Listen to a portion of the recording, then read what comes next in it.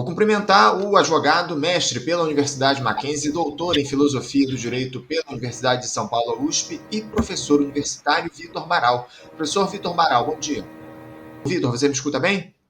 Agora sim, escuto bem. Houve algum problema de internet aqui na minha casa, mas aí eu estou acessando pelo celular agora, tá? Tá ótimo, tá ótimo. A conexão tá plena. Quero te agradecer aqui a presença mais uma vez, ô Vitor, para a gente falar de uma série de questões importantes no cenário da justiça aqui no nosso país. Obviamente envolvendo também a política, né? Porque esse avanço do presidente dos Estados Unidos, Donald Trump, contra o Estado brasileiro tem produzido uma série de consequências.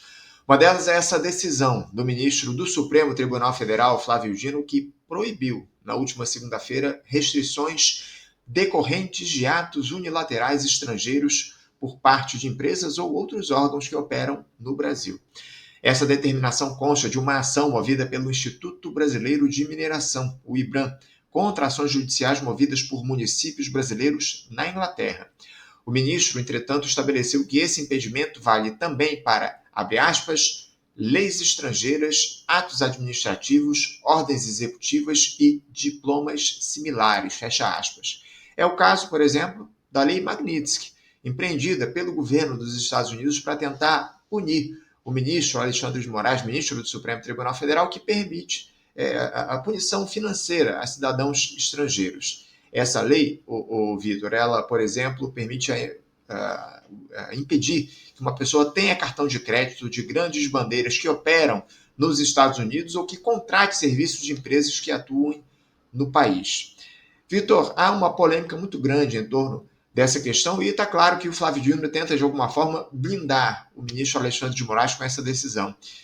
Eu queria te ouvir a respeito disso. Como é que você avalia essa iniciativa, essa decisão do Flávio Dino à luz do direito constitucional e da soberania brasileira? Como é que você avalia essa tentativa do Flávio Dino de blindar o Alexandre de Moraes? Fala um pouquinho a respeito disso. Olha, Anderson, a gente pode analisar essa decisão do Flávio Dino sobre duas perspectivas, né?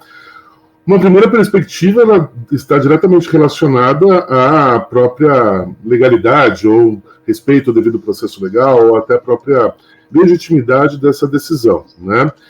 E num segundo momento, nós podemos analisar isso sob o ponto de vista do papel que o STF vem adotando, especialmente a partir de 2018, a partir de 2020, né, no contexto geral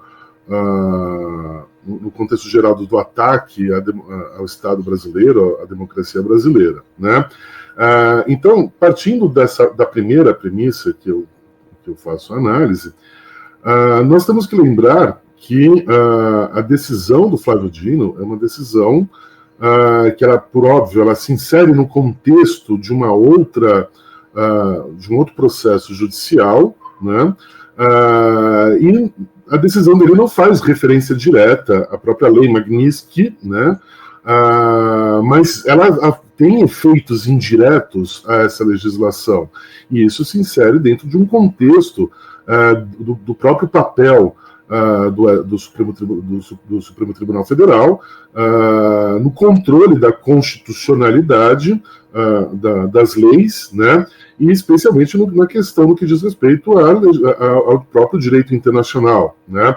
Veja, a decisão, a meu ver, do Flávio Dino, ela se amolda a própria premissa da Constituição Federal de que qualquer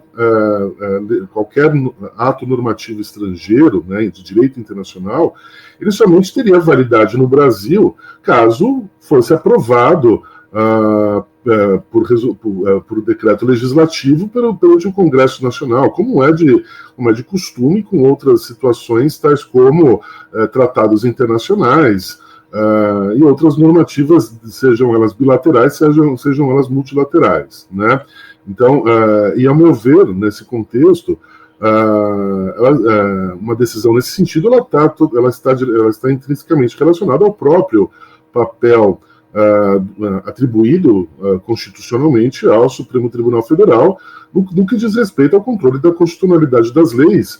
E não vejo aqui, nesse sentido, como dizem, né, como vem saído no noticiário, qualquer inferência ou abuso de poder, ou até mesmo como é que eu posso dizer, um papel normativo próprio inerente ao STF, que isso é um outro debate que já acompanha todo o cenário nacional no que diz respeito ao ordenamento jurídico nacional e ao papel do STF de longa data, né?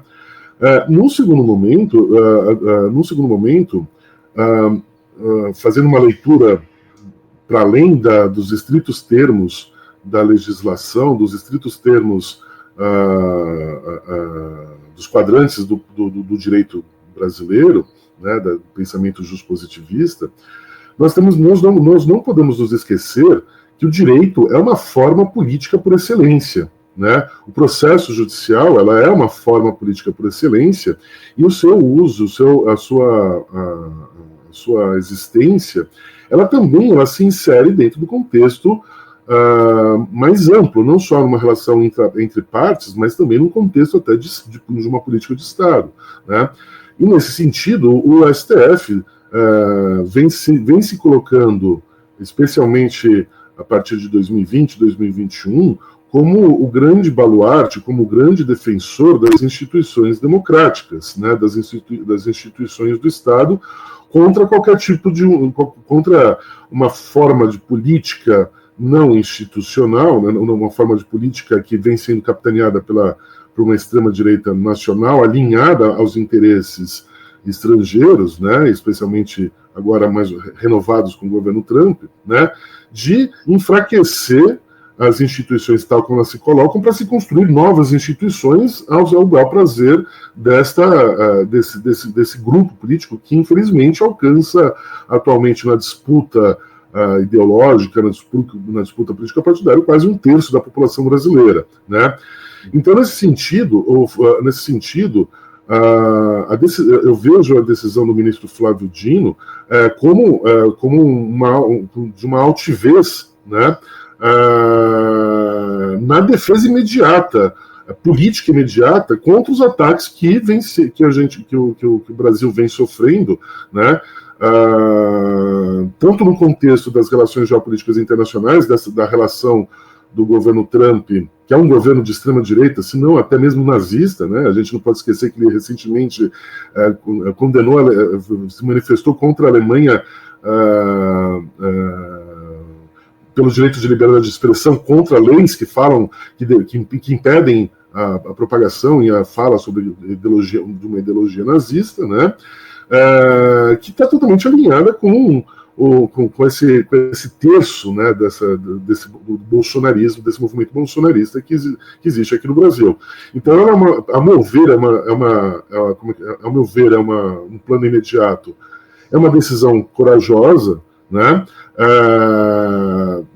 que ela extrapola, que ela traz em si uma carga, pelo menos de defesa dos seus próprios, da própria instituição STF, não meramente ao ministro Alexandre de Moraes, né, mas é uma própria defesa ao STF que está sendo direta e reiteradamente atacada por esse movimento bolsonarista no Brasil, né, enfim, e ainda mais no contexto, né, do julgamento próximo que ocorrerá do caso da trama golpista, né, da trama golpista que envolve inúmeros generais e o próprio ex-mandatário nacional, né?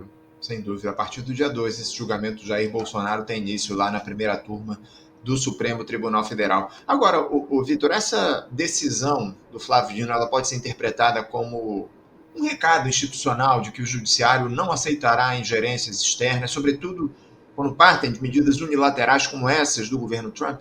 Sim, eu entendo perfeitamente que é um recado direto, né? E é um posicionamento que faz parte da disputa política que está ocorrendo, né? Eu não vejo aqui o posicionamento como algo inadequado. Pelo contrário, nós estamos aqui num plano de uma disputa política que é totalmente fora dos padrões de uma dada normalidade, né?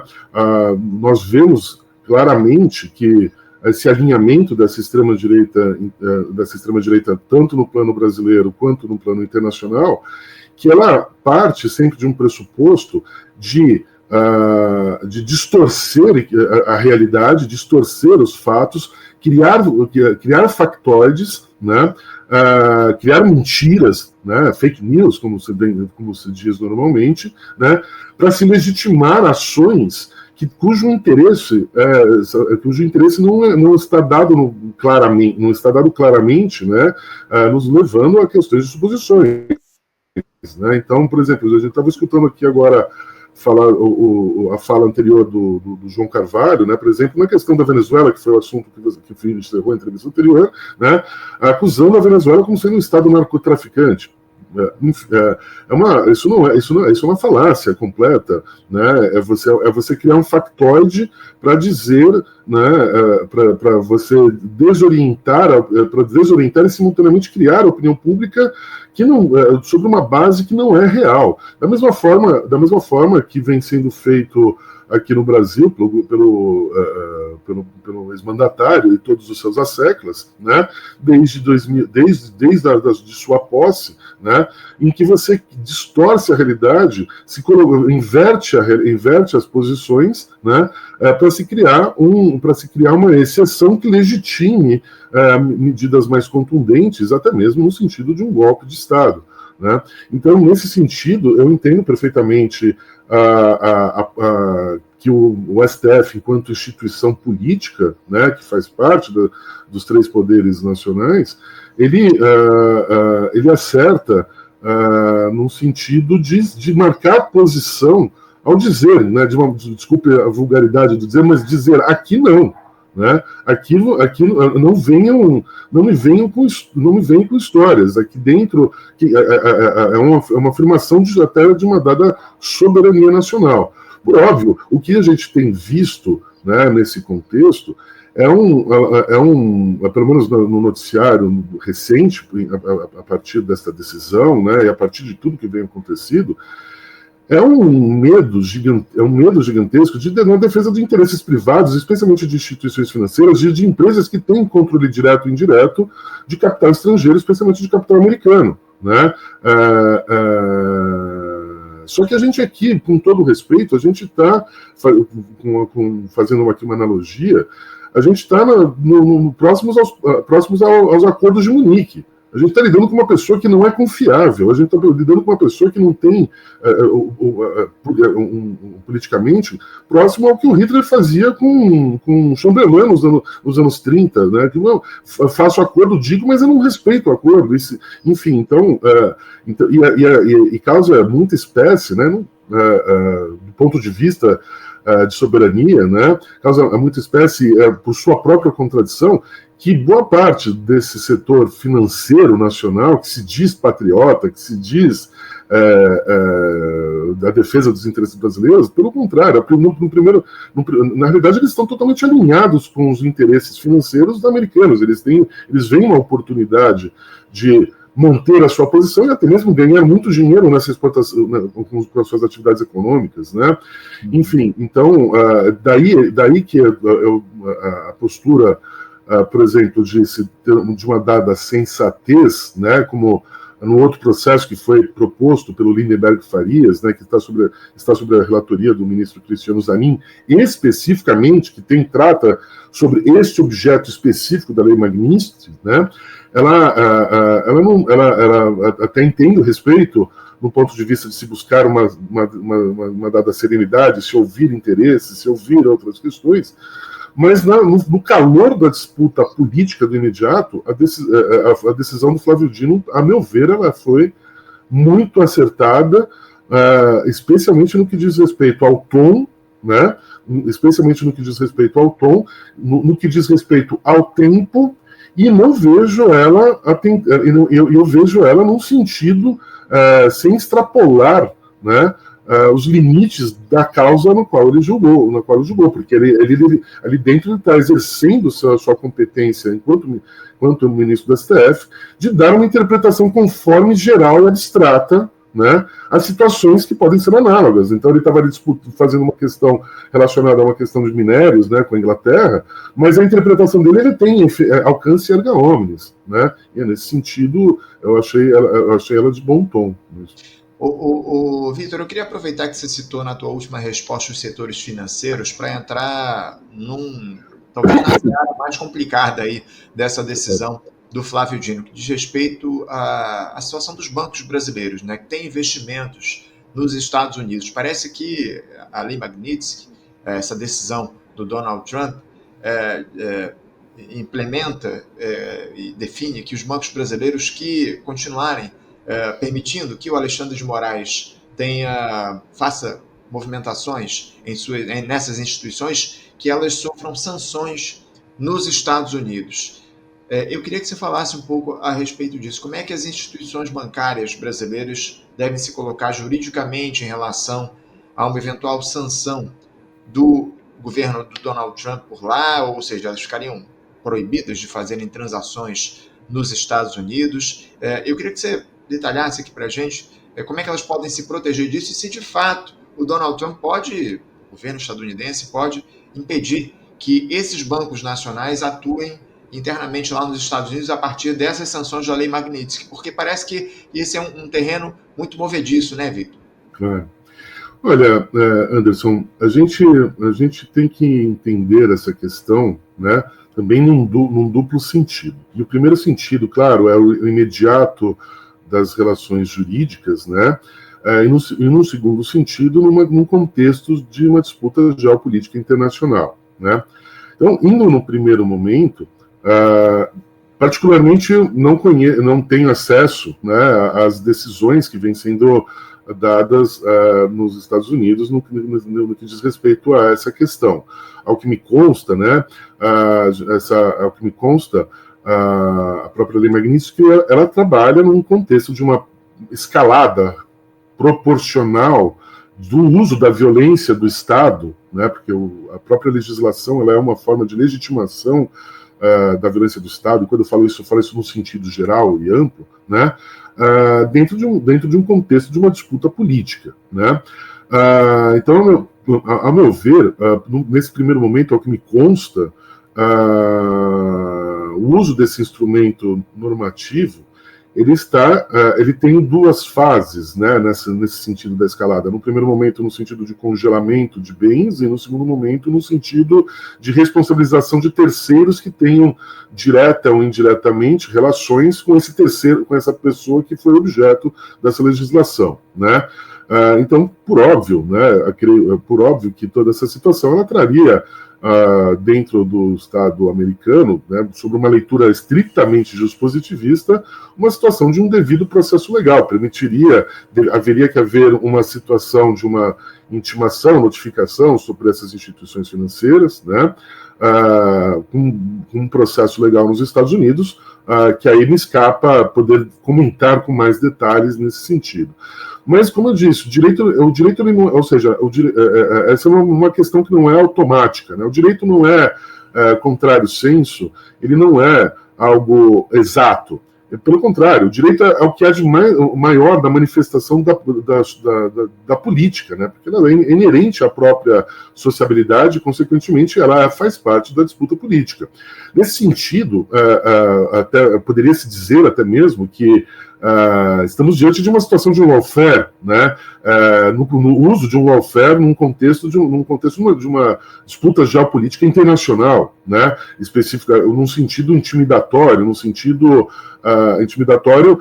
dentro de um contexto dentro de todo esse movimento que esse governo Trump de extrema direita, com características de um nazifascismo do século XXI muito peculiares e que é assustador de certa forma, né, vem adotando, né? Claro, por óbvio que também todo esse movimento que vem sendo feito, ele vem sendo feito com esses traidores da pátria, né, com esses lesa-pátrias que se dizem patriotas, com esses lesa-pátrias que se dizem defensores dos direitos humanos, desses covardes, desculpa dizer nesse sentido, com todo sentido, que eles articularam um golpe, uma tentativa de golpe de Estado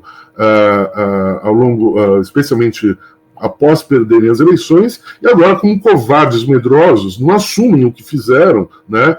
E vem dizer, não fiz nada, não, eu sou vítima. Não.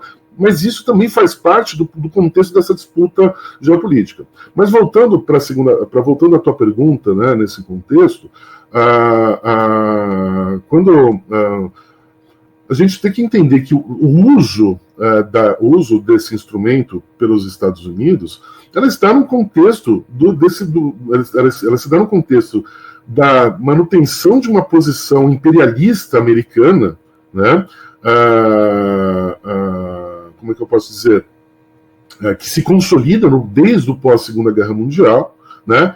Estrutura essa multilateral, mas que capitaneada pelos Estados Unidos desde o final da Segunda Guerra Mundial, que está em crise, que está abalada, né? A gente não pode esquecer que a própria postura da extrema-direita americana, né, a partir do governo Trump I, né, e renovado com todas as forças nesse governo Trump II, ela busca romper todos os pactos multilaterais que foram construídos no pós-Segunda Guerra Mundial, né, buscando sempre a defesa a partir da própria fala, do discurso originário do primeiro mandato, e renovado agora, que é o Make a Deal with Everyone in the World, but America First, né, esse movimento Make America Great Again, né, enfim, né, como uma forma do império enfraquecido, um imperialismo enfraquecido, né,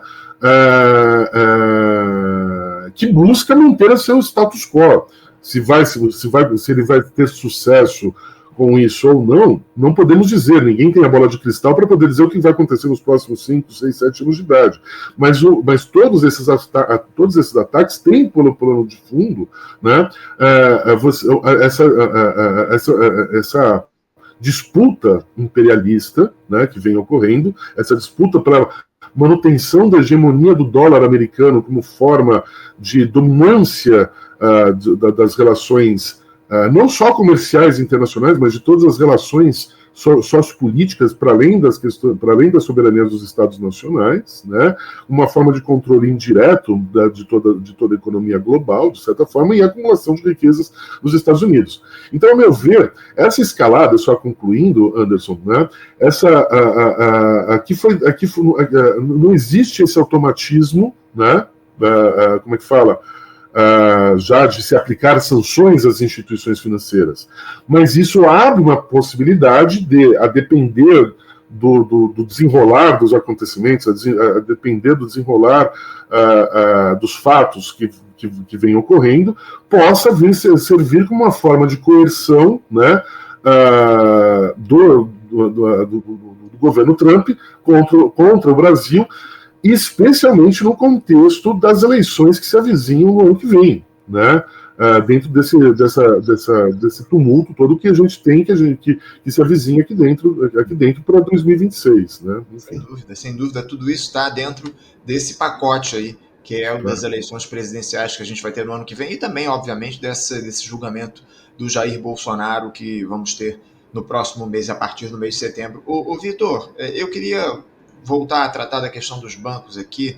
Claro. As instituições bancárias brasileiras, elas poderiam, de alguma forma, buscar organismos internacionais para tentar evitar algum tipo de sanção por parte do Donald Trump a partir dessa lei Magnitsky? Há fóruns internacionais de justiça que podem ser acessados pelas instituições brasileiras que eventualmente possam vir a ser sancionadas pelo Trump nesse sentido, para evitar as sanções?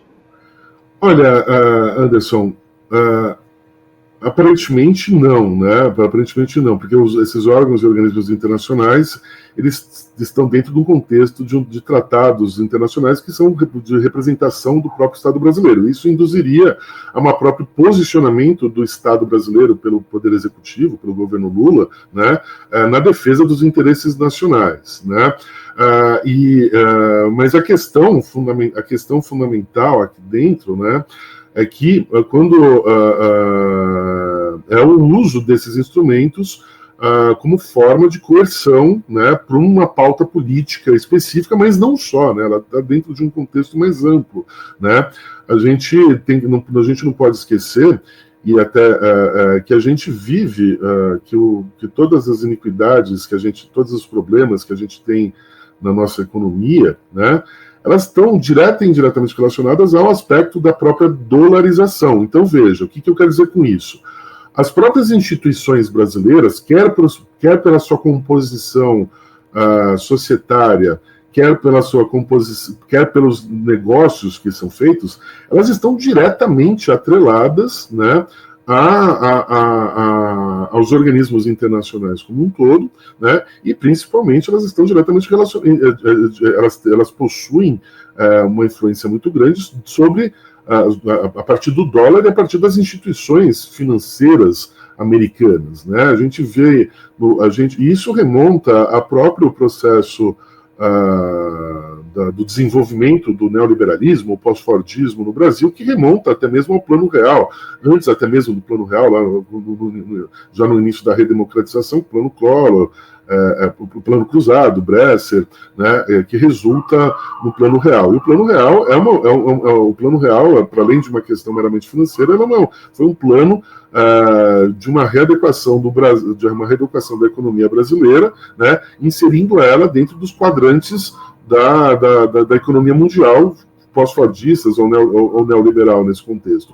Então, Anderson, a questão é que existe uma dada complexidade, não meramente sobre a questão de organismos internacionais que possam vir a ser utilizados pelo Estado brasileiro, né? No máximo as instituições financeiras brasileiras nesse contexto poderiam fazer denúncias, mas isso se insere no plano dos organismos, desses organismos internacionais que são representados pelo Estado brasileiro, mas a questão não está nem aí, porque a questão, a influência das instituições financeiras, quer como eu disse, pela composição societária, né, acionária, melhor dizendo, quer pelo padrão de negócios que é feito, pelas transações, elas já trazem em si, né,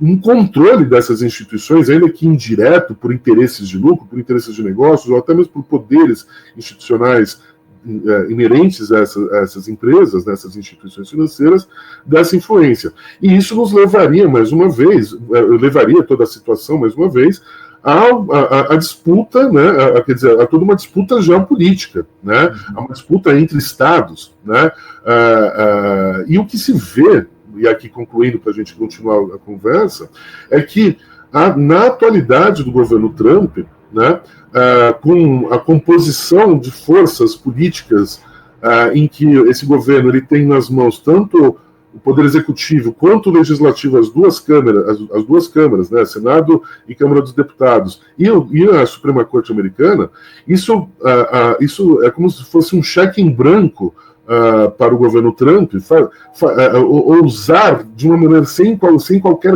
trava, né? E simultaneamente essa modo de agir totalmente desmedido, né? Totalmente desmedido, totalmente translocado, né? Usando de uma maneira vulgar aqui falando, ela se presta para a questão interna americana, inclusive para a manutenção do controle do Congresso Nacional Americano, mantendo esse cheque em branco para o governo Trump, e aí sim a gente após esses midterms, né, é que nós poderemos ver com ainda mais contundência, mais virulência essa escalada, né, porque você tem uma delicadeza, né? Existe todo um conflito interno da disputa política americana, e não está dado se os democratas vencerão ou se os republicanos manterão essa hegemonia. E mesmo que entre os democratas, a gente não pode esquecer que toda a situação que a gente passou no Brasil em 2013, o ataque à Petrobras, o golpe da presidente Dilma e tudo mais, ela foi capitaneada pelos democratas. Então aqui eu não posso endeusar os democratas nesse sentido, torcer aos democratas na história, né? Pelo contrário, a questão fundamental é o rompimento dessa hegemonia americana, desse imperialismo americano, e um caminho que se avizinha desde a crise de 2008 são os BRICS. E o Brasil, nesse contexto, ele se coloca muito bem posicionado nesse sentido. Sem dúvida alguma. Vitor, você citou ainda há pouco possíveis ações do Estado brasileiro no sentido de se opor às iniciativas dos Estados Unidos, especialmente essa lei Magnitsky. Que tipo de iniciativas, que tipo de ações propriamente o governo Lula poderia tomar nesse sentido, buscando organismos internacionais a fim de talvez exigir punições aos Estados Unidos, algum tipo de punição por conta dessa postura? Qual é a ação efetiva que o Estado brasileiro, que o governo Lula poderia tomar no sentido de se opor às ações da gestão Trump? Em termos de remédio jurídico, né, de medidas pensando em remédios jurídicos, até já foi feito, né, essa denúncia, essa abertura de um novo capítulo junto à Organização Mundial de Comércio, né, mas a gente não pode esquecer, né, que o próprio conjunto de instituições criadas nesse pós-Segunda Guerra Mundial, no entorno da Organização das Nações Unidas, né, nesse contexto desse multilateralismo, elas num primeiro momento, Anderson, elas não têm a força, né, da violência, né, enfim, para impor sanções a quem detém o poder desde a Segunda Guerra Mundial, que é o próprio Estados Unidos, né? Ela pode impor condenações, né? Mas a eficácia prática disso, ela é praticamente nula, né? Ela é praticamente nula. Claro, se eu pensasse em outros Estados-nações, não, com certeza ela teria alguma eficácia, né? Mas se tratando dos Estados Unidos, ela é praticamente nula. E é exatamente esse conjunto de organizações internacionais, né, inclusive a Organização Mundial do Comércio, que vem sendo atacadas de longa data, né, nos últimos 10, 15, 20 anos, né, especialmente pelos Estados Unidos, aqui com mais virulência, até mesmo por conta de toda a questão ideológica por trás, da política ideológica por trás desse movimento, né? Mas também pelo próprio, mas também pelos próprios governos democratas, né? No sentido de esvaziamento dessas instituições, né? E por óbvio que a gente não pode então, nesse sentido, entender esses organismos internacionais como uma tábua de salvação, né, desta situação. Eu tenho que entender esses movimentos como forma de movimentos da luta política que está ocorrendo nesse contexto, como formas de constrangimento, como formas de constrangimento cuja eficácia ela varia em razão do alinhamento político, né? Por exemplo, a União Europeia. A União Europeia, até acho que eu ouvi a entrevista do João Carvalho anterior, o próprio João Carvalho falou sobre isso, né? A União Europeia, ela está numa posição muito delicada, de fraqueza, né, das instituições. Tanto ela não consegue dar as respostas no nível adequado, né? Claro que também por conta, perdão, deixa eu só desligar aqui. Claro que também por conta das próprias contradições internas. A gente vê um movimento de extrema-direita emergente em diversos países da União Europeia, que compõem a União Europeia, né? E a União Europeia, a gente não pode esquecer, né, a Europa como um todo, ela vem historicamente, desde a Segunda Guerra Mundial, objeto de disputa, né? Ela se mantém com uma grande força e relevância, mas, por exemplo, no contexto da Guerra Fria, ela era objeto de disputa de influência entre a União Soviética e os próprios Estados Unidos, né? E isso, com o fim da Guerra Fria, deixa eu desligar meu WhatsApp aqui, que não para de tocar, tem uma pessoa me ligando, desculpa, me desconcentrou um pouquinho. Não faça, foi. Acho que consegui. Perdão, estou aqui, né? Perdão. Então veja, então ela não está nessa posição de força suficiente para fazer frente a esse ataque americano, né? Sem dúvida alguma. Vitor, eu quero agradecer muito a tua presença aqui com a gente, viu? Nosso tempo está encerrado aqui. Certamente vamos seguir repercutindo essas ações do governo dos Estados Unidos, as respostas do Estado brasileiro, das nossas instituições a esse avanço estadunidense, e a gente conta contigo aqui para essas análises no Faixa Livre. Obrigado pela tua presença mais uma vez aqui. E desculpe pelos problemas de conexão e de distração aqui, realmente o dia é complexo, mas sei que é um enorme prazer estar contigo, Anderson, e estou à disposição para qualquer outra oportunidade, tá bom? Agradeço muito, viu, Vitor? Um grande abraço para você. Até a próxima. Para todos. Tchau, tchau. Conversamos aqui com Vitor Baral. Vitor Baral, que é advogado, mestre pela Universidade Mackenzie, doutor em Filosofia do Direito pela Universidade de São Paulo USP e professor universitário